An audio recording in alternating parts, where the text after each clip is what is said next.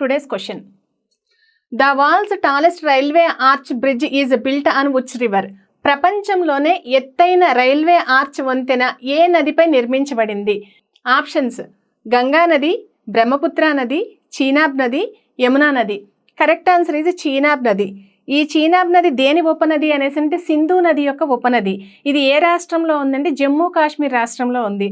జమ్మూ కాశ్మీర్ రాష్ట్రంలో చీనాబ్ నదిపై ప్రపంచంలోనే అత్యంత ఎత్తైన రైల్వే ఆర్చ్ వంతెన నిర్మించారు.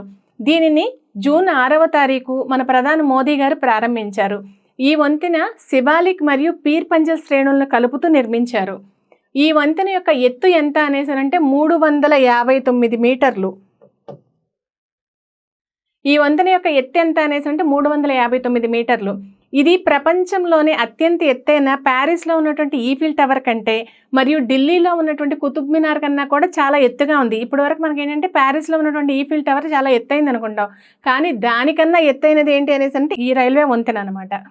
ఈ వంతెన యొక్క పొడవు ఎంత అనేసి అంటే 1315 మీటర్లు మరియు వెడల్పు ఎంత అనేసి అంటే 44 అడుగులు.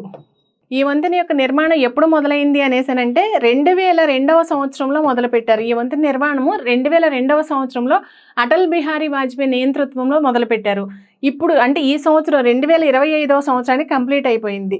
అంటే మొత్తం ఎన్ని సంవత్సరాలు టైం పట్టింది అనేసి అంటే 23 సంవత్సరాల వ్యవధి పట్టింది అనమాట.